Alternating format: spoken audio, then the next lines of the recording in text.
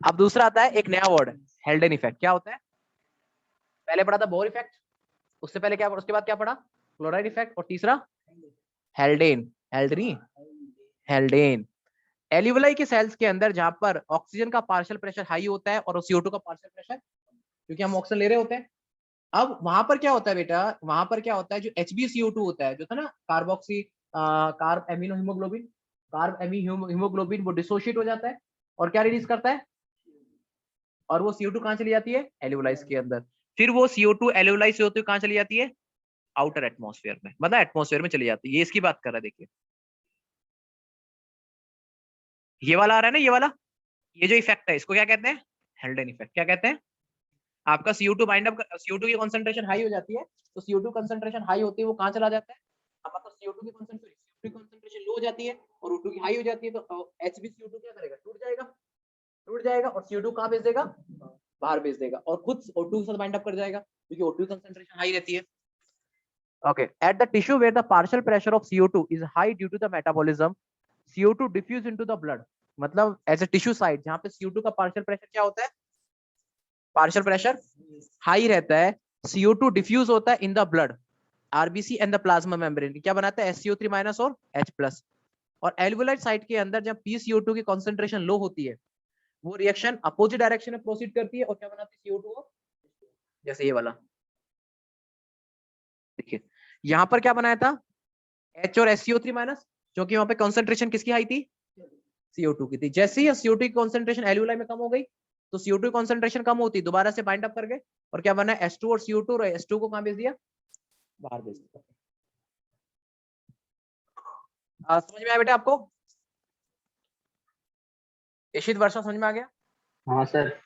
Okay, now CO2 ध्यान रखना, tissue के लेवल पर बाइकार्बोनेट के फॉर्म में ट्रांसपोर्ट होता है, और बाद में उसको एल्यूलाई में, एल्यूलाइज में क्या होता है, उसको जो एल्यूलाइज होती है, आपको एल्यूलाइज में उसको CO2 के फॉर्म में ट्रांसपोर्ट कर देते हैं। पर 100 ml of deoxygenated blood 4 ml of CO2 को करीबन एल्यूलाइज को ट्रांसफर करता है। जैसे उसमें 5 ml था, इसमें कि 4 ml ऑफ डीऑक्सीजनेटेड, क्योंकि CO2 हाई है तो उसे डीऑक्सीजनेटेड है, अराउंड 4 ml ऑफ CO2 को ट्रांसफर करता है। ओके, ये टॉपिक क्लियर हो गया आपका बेटा? समझ में आ गया आपको?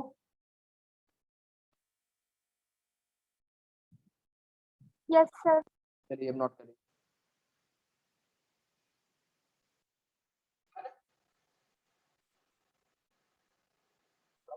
जैसा है वैसा है टॉपिक, थोड़ा बहुत। डॉक्टर बनने के बाद क्या क्या पढ़ना पड़ेगा? तो कुछ भी नहीं है।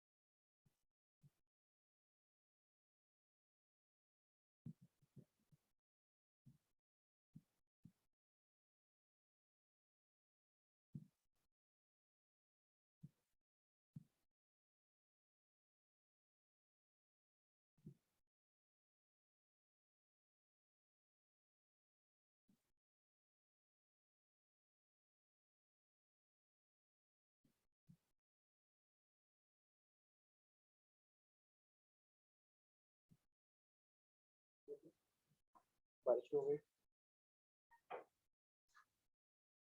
लिख लिया बेटा आपने? और याद रखना, ये बहुत इंपॉर्टेंट मैकेनिज्म है बेटा, कार्बोनिक एनहाइड्रेस का जो मैकेनिज्म बहुत इंपॉर्टेंट है। सर एक बार रिएक्शन दिखाना।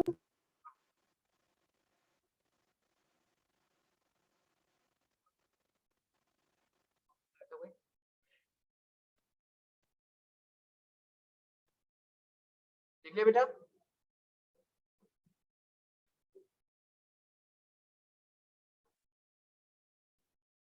यस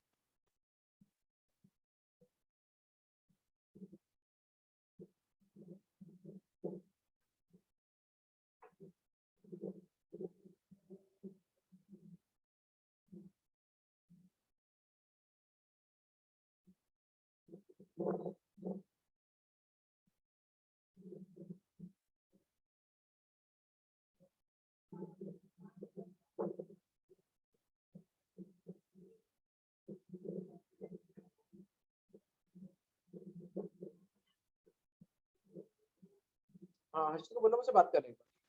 नंबर है अपने पास? बोलो।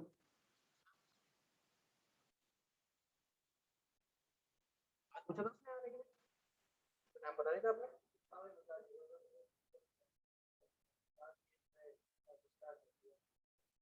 हाँ रहता है, वहीं रहता है ना? कोई दिक्कत बता सकता है ना आपसे?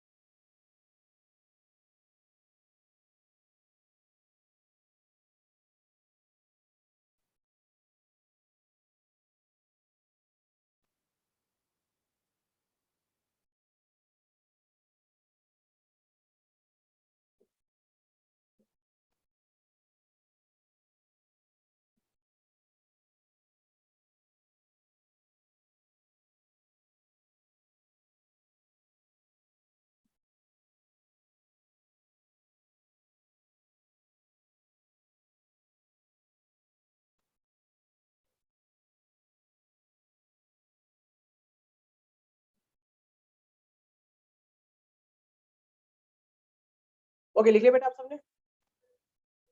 हाँ एक काम करिए बेटर होगा आप इस डायग्राम को बना लीजिए, क्योंकि इस डायग्राम में थोड़ा बहुत कंफ्यूजन आ जाती है। तो नेक्स्ट पेज बना लो, ये भी जरूरी है, इसी बनाना है, आराम से बना लो ठीक है। हाँ ये तो सेल्स है। हाँ हाँ जब ये बना सकते हैं तो ये बनाने में क्या दिक्कत है?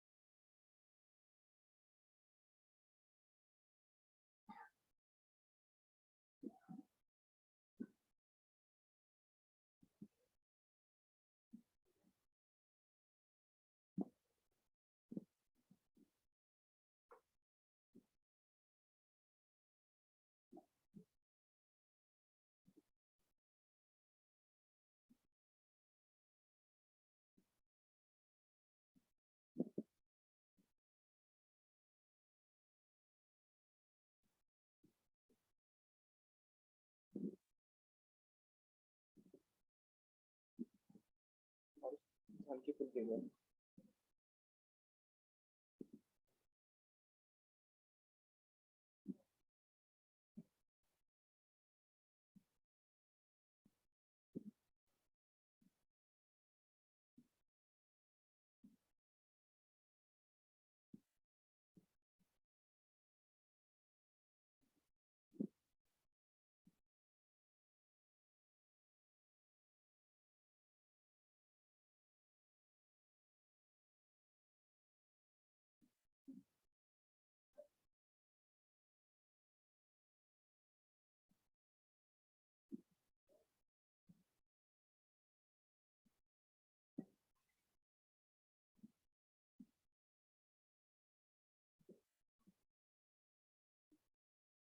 ओके ड्रॉ कर लिया शीट बेटा आपने? नो सर करो करो करो, आपको दिक्कत तो नहीं है?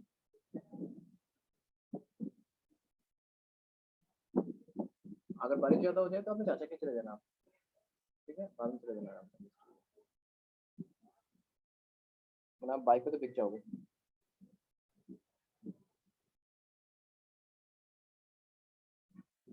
ज्यादा दिक्कत हो मैं कार में छोड़ दूंगा अपने, ज्यादा दिक्कत हो मैं आपको कब बता देना, कार में छोड़ दूंगा।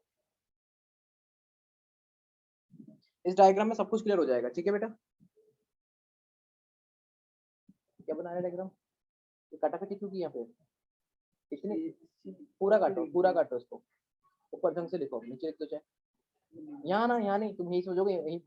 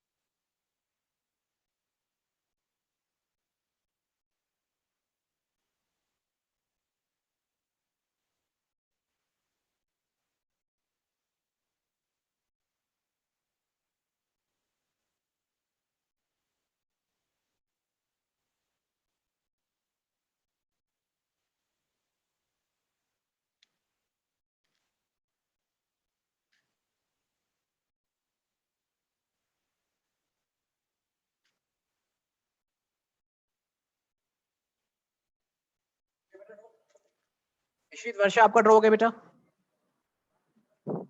हाँ सर। हो गया। अच्छा चलिए, बस एक हमारे बच्चे होते हैं,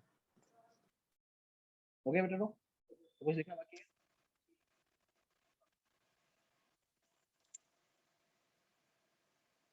क्लोराइड शिफ्ट हेडिंग डाल लेना।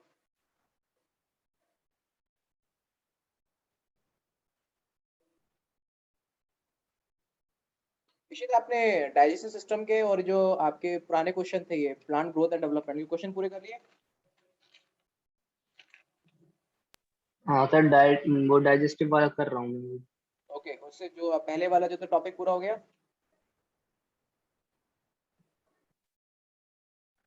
हाँ सर, हो गया। Good. Firings and oesophagus. Varsha आपके क्या बोल रहे हो? क्या सर? आपके क्वेश्चंस हुए बेटा, डाइजेस्टिव सिस्टम और जो plant growth and development question solve कर रहे थे, हुए सॉल्व कुछ क्वेश्चन? सर अभी करेंगे उसके कब डाइजेस्टिव करोगे सिस्टम तुम, के। क्या कहते हैं, बहुत पीछे चल रहे हो तुम, नया टॉपिक शुरू कर देते हो, उस चक्कर में randomness आ जाती है बहुत आपके साथ।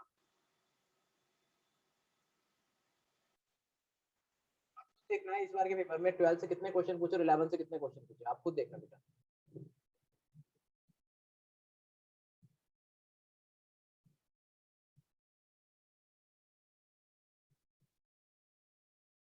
और तुमने कितने क्वेश्चन सॉल्व किए कल?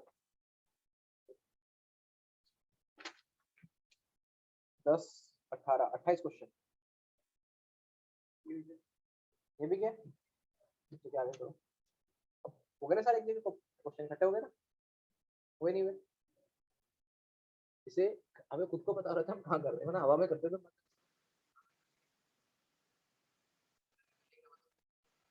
दिखा सकते हैं किसी को?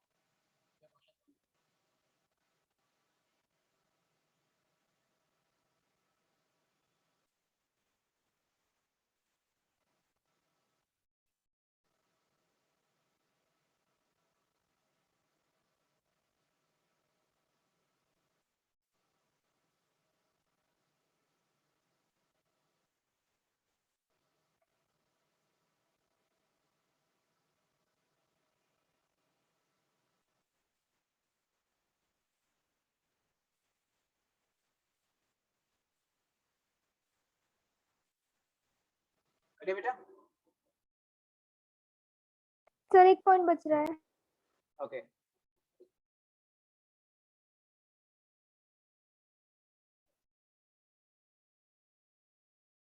लिख लिया आपने बच्चा? Yes sir.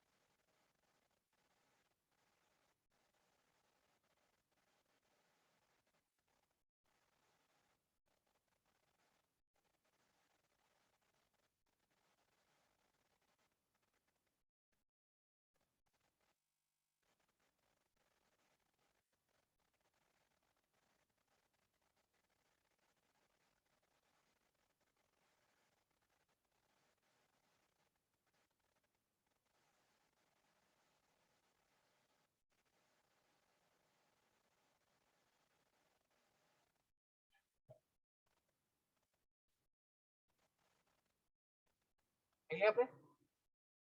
वर्षा आगे चले, लिख लिया था आपने? Sir last line. हाँ ओके, नहीं पता था आपके लिए, तो मुझसे पूछ लिया। पहले से आपका मेडिकल के लिए कॉन्फिडेंस बढ़ा ही घटा है? पता नहीं, नहीं सही बताओ।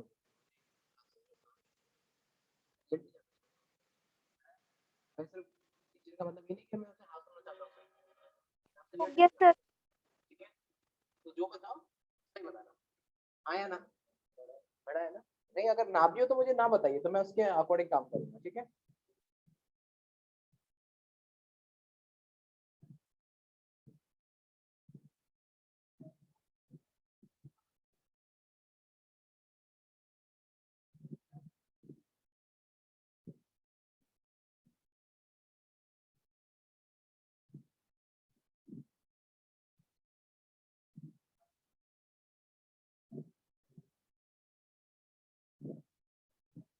सर हो गया ये। हो गया बेटा? अच्छा, लिख भी लिया तुम? तो लिखो।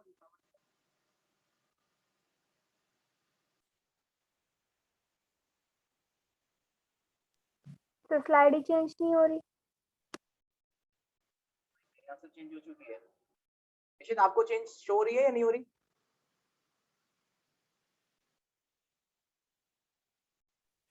सर वो फर्दर दिस रिलीज्ड वाली शो हो रही है। हेल्ड इन इफेक्ट की फर्स्ट स्लाइड ही शो हो रही है। आप देखिए चेंज हो रही है?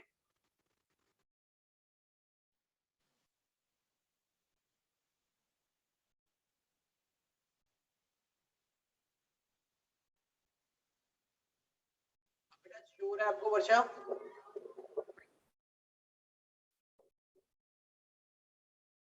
वर्षा शो हो रहा है? सर अभी तो नहीं आया कुछ।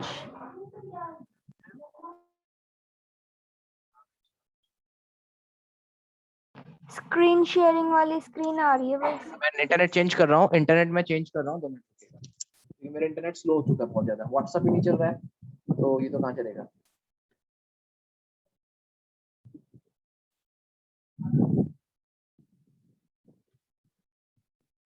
ओके ओके बेटा।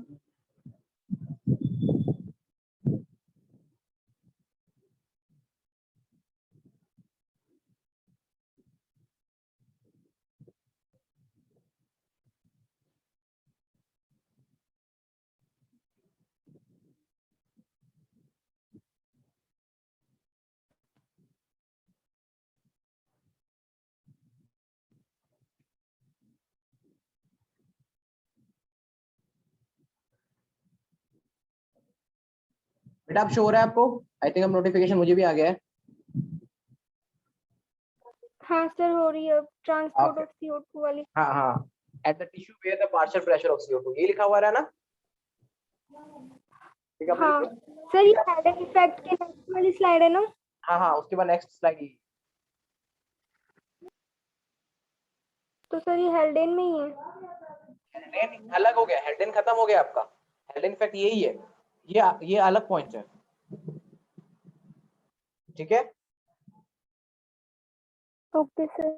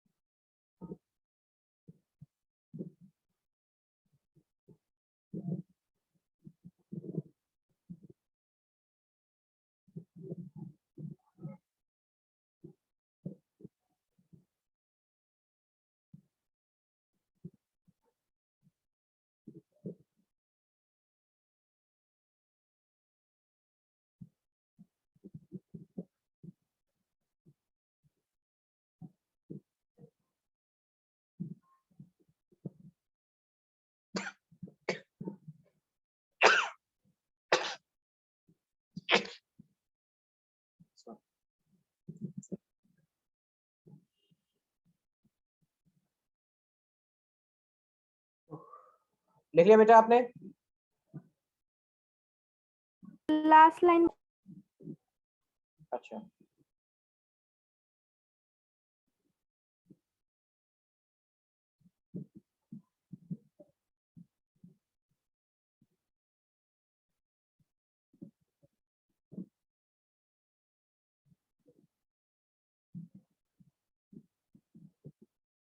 हो गया सर। ओके बेटा, ओके। इशित आपने लिख लिया बेटा? हाँ सर। हाँ, ओके।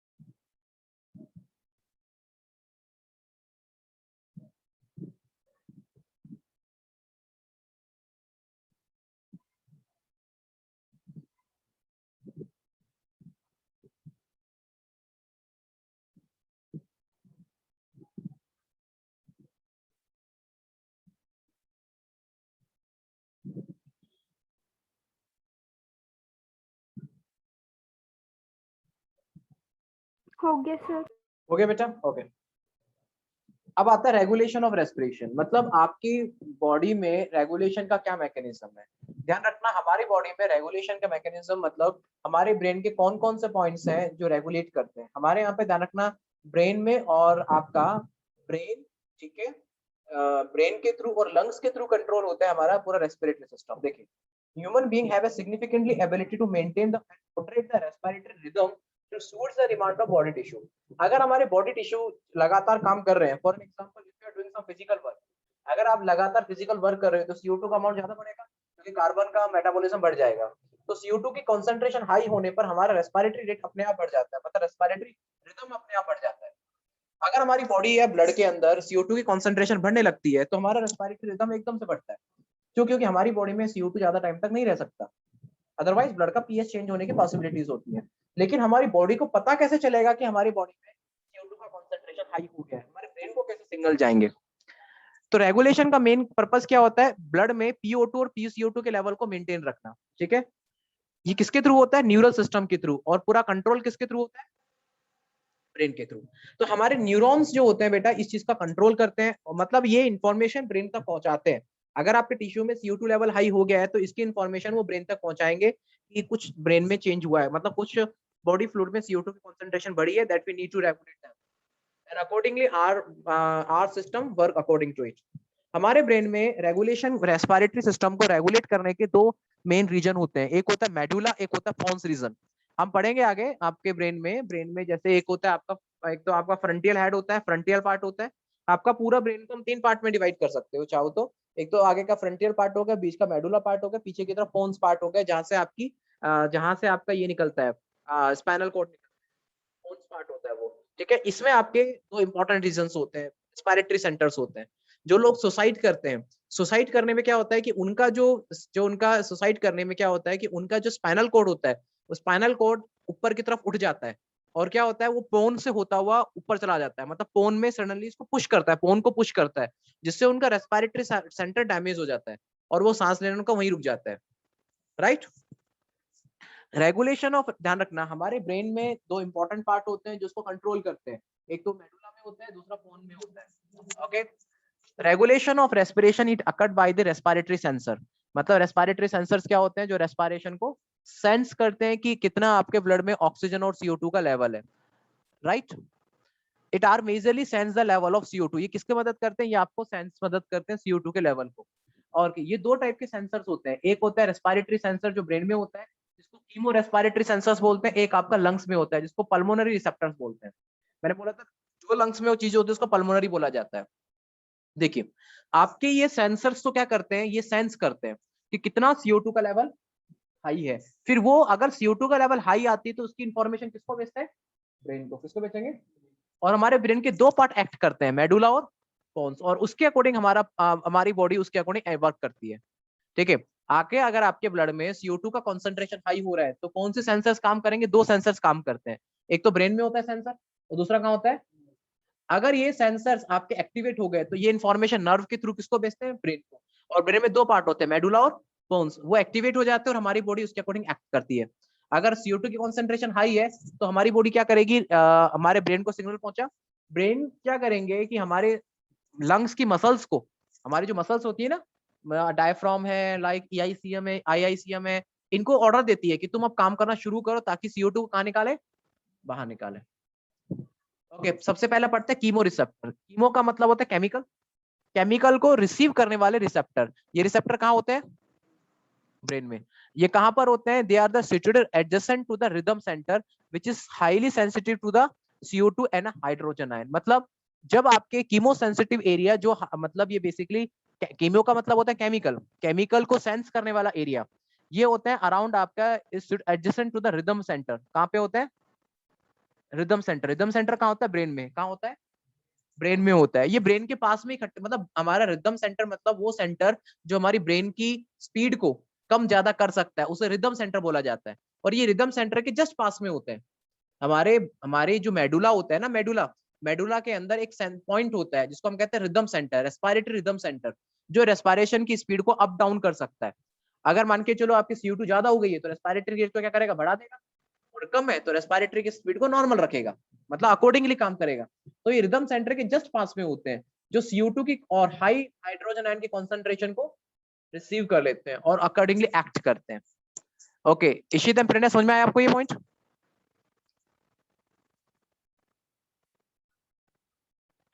जब यस सर। CO2 की कॉन्सेंट्रेशन और हाइड्रोजन आयन की कॉन्सेंट्रेशन इंक्रीज होती है तो हमारे सेंटर एक्टिवेट हो जाते हैं। ठीक है, और ये इंफॉर्मेशन किसको भेजते हैं, किसको भेजते हैं, रिदमिक सेंटर को। किसको भेजते हैं, जिससे क्या होता है, नेसेसरी एडजस्टमेंट होते हैं किसके अंदर, रेस्पिरेटरी प्रोसेस के अंदर, जिससे हम इन सब्सटेंसेस को एलिमिनेट कर सके। मतलब जैसे ही हमारे सेंटर में, हमारे ब्रेन के सेंटर में जो आपका कीमो रिसेप्टर इनको रिसीव करता है, रिसीव करेगा, और रिसीव से उसने रिसीव किया कि CO2 की कॉन्सेंट्रेशन हाई हो गई है, हाई हो गई है।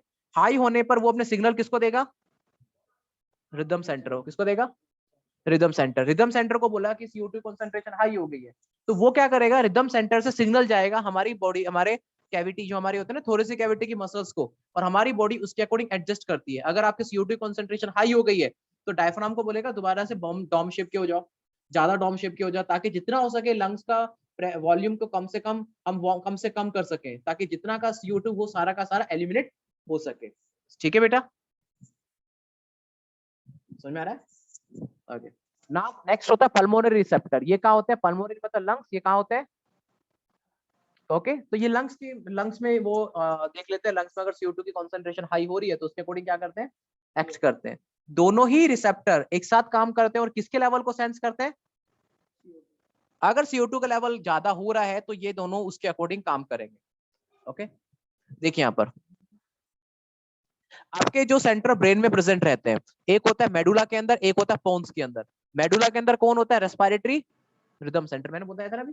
रेस्पिरेटरी रिदम सेंटर कहाँ होता है? मेडुला में होता है। दूसरा होता है पोन के अंदर, जिसको न्यूमोटैक्सिक सेंटर कहते हैं। इसके बारे में बाद में पढ़ेंगे, इसके बारे में बाद में पढ़ेंगे। पोन्स के बारे में, मेडुला में याद रखिएगा रेस्पिरेटरी रिदम सेंटर होता है।